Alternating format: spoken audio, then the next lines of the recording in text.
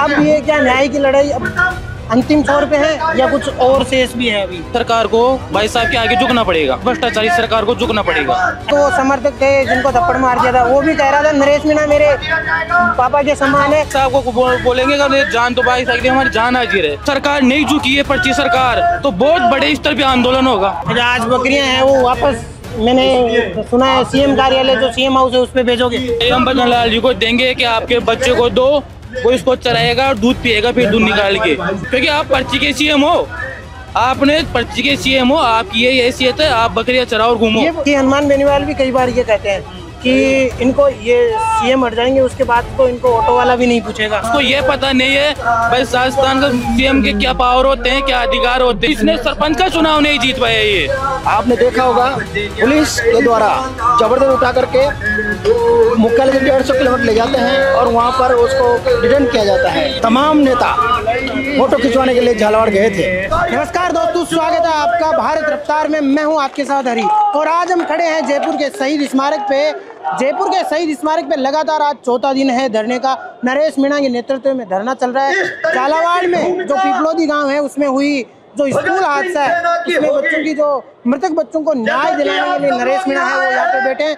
नरेश मीणा के समर्थकों से ये शहीद स्मारक का जो है वो पूरा भरा हुआ है। शहीद स्मारक आप देख सकते हैं। कुछ समर्थकों से आइए हम बात करते हैं। सबको बताया है जो भी राजस्थान के जिस कोने जाति बिरादरी किसी भी धर्म से आ रहा हो। शहीद स्मारक पे आज लगातार चौथा दिन है। 3 दिन से लगातार नरेश मीणा ने कुछ खाया नहीं है, आमरण अनशन पे बैठे हुए हैं। अथाह युवा यहाँ पे है मौजूद। अब ये क्या न्याय की लड़ाई अब अंतिम छोर पे है या कुछ और शेष भी है? अभी देखो भाई साहब की तरफ से पूरा प्रयास है झालावाड़ के बच्चों को न्याय दिलाने के लिए। 3 दिन से वो भूख हड़ताल पे बैठे हुए हैं यहाँ पे और उनके साथ पूरा युवा वर्ग बैठा हुआ है। सब युवा वर्ग को ये आस है कि भाई साहब को इस अनशन जो कर रहे हैं उसमें न्याय मिले। तो सरकार के कुछ चुनिंदे अफसरों के भाई साहब से वार्तालाप भी हुई थी लेकिन सहमति नहीं बन पाई। लेकिन जल्दी सरकार को भाई साहब के आगे झुकना पड़ेगा। आपको आप ये बता सकते हो कल जो बात हुई थी वो बात क्या थी? उस बात में तो देखो पूरी अपने को नॉलेज नहीं है, लेकिन भाई साहब से जो बात हुई थी अधिकारियों की उनमें सहमति नहीं बन पाई और जल्दी से जल्दी भाई साहब के अनशन के आगे सरकार को झुकना पड़ेगा, इस भ्रष्टाचारी सरकार को झुकना पड़ेगा। अच्छा, मतलब आप भी यही कह रहे हो? कल एक वो समर्थक थे जिनको थप्पड़ मार दिया था, वो भी कह रहा था नरेश मीणा मेरे पापा के समान है, नरेश मीणा बड़े भाई साहब है। आप भी यही कह रहे हो? आपकी जान हाजिर, जान हाजिर। यही कह रहे हो कि भाई ने कह दिया मतलब बैठना है तो बैठना है, चाहे कितने ही दिन बैठो, कितने ही दिन बैठना हो। अगर भाई साहब को बोलेंगे जान तो भाई साहब हमारी जान हाजिर है, क्योंकि भाई साहब बिल्कुल सही मुद्दे उठा रहे, गरीब के लिए लड़ रहे हैं। उनका कोई स्वार्थ नहीं इसमें, कहो का स्वार्थ, भाई साहब का कोई स्वार्थ नहीं, वो गरीब के लिए लड़ रहे हैं और गरीब की लड़ाई में हम उनके साथ है। उसके लिए चाहे हमारी जान की कुर्बानी देनी पड़ेगी हम देंगे, उसमें पीछा नहीं हटेंगे भाई साहब के लिए। तो क्या कोई यहाँ के जो युवा बैठे हैं वो क्या कोई बड़ा आंदोलन करेंगे? अगर सरकार नहीं झुकी है पर्ची सरकार, तो बहुत बड़े स्तर पे आंदोलन होगा, बहुत बड़े स्तर पर आंदोलन होगा। कुछ और युवा है उनसे भी हम बात करेंगे, हम जानेंगे कितने टाइम से बैठे हो आप यहाँ पे? 4 दिन से बैठे हैं यहाँ पे। अच्छा, आप पहले दिन जब आए थे तो उस दिन से आप यहाँ पे मौजूद हो? जब से यहाँ बैठे, जब तक झालावाड़ के बच्चों को न्याय नहीं मिल जाता तब तक यहाँ बैठे रहेंगे और भाई साहब के साथ कंधे से कंधा मिलाकर चलेंगे, यही हमारा कहना है। और सबको पता तो है ही न्याय की मांग क्या है, 1 करोड़ रुपए। और वो बकरियों वाला क्या हो गया उसका? बकरियों का अब करेंगे, राजेंद्र जी गुड्डा का आने का वेट कर रहे हैं, पूर्व मंत्री वो है, जो वो आए तब तक देखते हैं फिर क्या होता है। आज बकरियां हैं वो वापस, मैंने सुना है सीएम कार्यालय जो सीएम हाउस है उस पे भेजोगे? हाँ, भेजने का रहता है।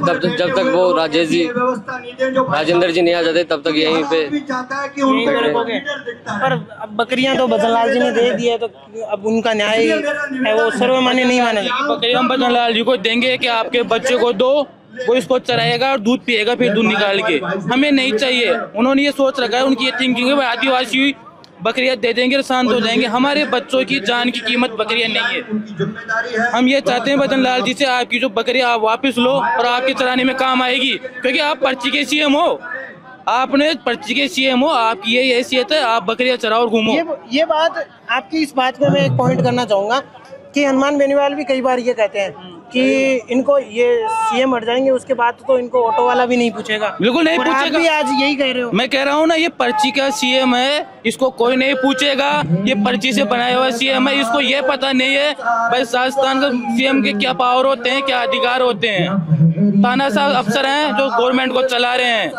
सीएम अब हमारे राजस्थान का कोई मुखिया नहीं, अभी जो मुखिया है उसको प्रशासन नहीं मानता, अफसर मुखिया बन रहे हैं, वो उनके चला रहे हैं सीएम, है ना।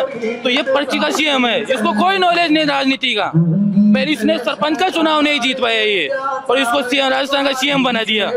थोड़ी वो संगठन की जिम्मेदारी थी, उसको निभा रहा था और काम चल रहा था, लेकिन एक ब्राह्मण वर्ग से है तो इसको सीएम बना दिया गया। तो ये युवाओं का यही कहना है कि सीएम बना दिया गया भजनलाल को ऐसे ही पर्ची की सरकार की वजह से। लगातार चौथा दिन आज है, लगातार चौथा दिन है आज, और धरने पे बैठे हुए हैं, न्याय की मांग कर रहे हैं। सरकार से किसी तरह की वार्तालाप भी नहीं हो रही है। अब अगला कदम क्या होगा? देखिए, ये सरकार जो है नरेश मीणा की आवाज दबाना चाहती है। आप सब लोगों को विदित है, झालावाड़ के अंदर जो पिपरोदी के अंदर घटना हुई, भ्रष्टाचार के चरम सीमा के आधार पर वो बिल्डिंग ढल गई और जिसमें 7 मासूम बच्चे मारे गए थे। झालावाड़ के अंदर जो 504/22 जो मुकदमा दर्ज हुआ था, वह राजनीतिक षड्यंत्र के द्वारा हुआ था, पुलिस की साजिश के द्वारा हुआ था, जहां इस क्रांतिकारी नेता की, जहां एक किसान नेता की आवाज दबाने का प्रयास किया गया था। इसने किसी प्रकार का राज कार्य में बाधा नहीं डाली थी। वहां पर आपने देखा होगा पुलिस के द्वारा जबरदस्त उठा करके मुख्यालय से 150 किलोमीटर ले जाते हैं और वहां पर उसको डिटेन किया जाता है। ये पूर्ण रूप से इस नेता की आवाज दबाने का काम किया जाता है और 40 दिन बेगुनाह को अंदर जेल में डाला गया।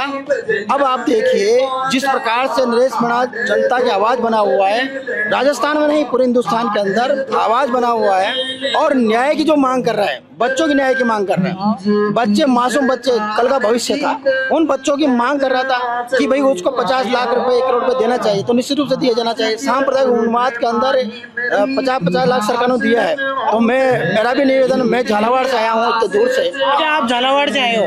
जो पिपलोदी हादसा हुआ था उससे आपका घर कितनी दूर है? मेरा 60-80 किलोमीटर दूर है। 80 किलोमीटर दूर है। जब वो घटना हुई थी तब हम वो विजुअल्स देख रहे थे, बड़े दर्दनाक तरीके से वो विजुअल्स थे।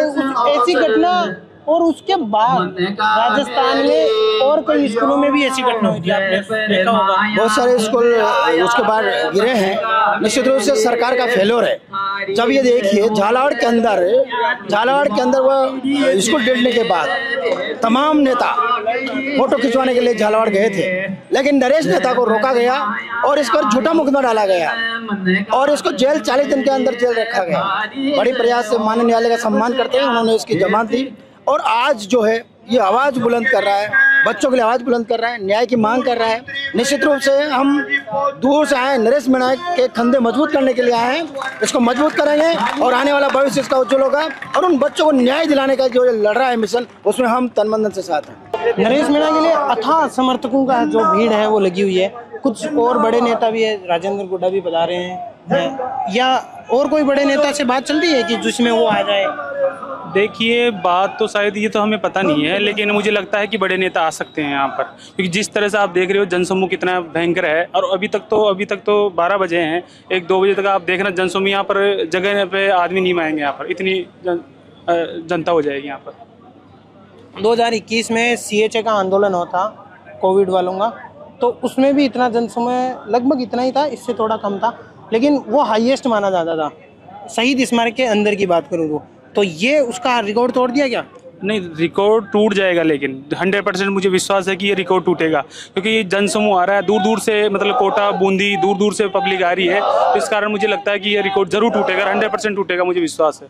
अच्छा, दूर दूर से और भी काफ़ी लोग आ रहे हैं, क्योंकि ये बच्चों का मामला भी है, इसलिए झालावाड़ से भी कुछ लोग आए होंगे यहाँ पे। हाँ, झालावाड़ से आए हुए हैं, बहुत से लोग झालावाड़ से आए हैं और आ रहे हैं।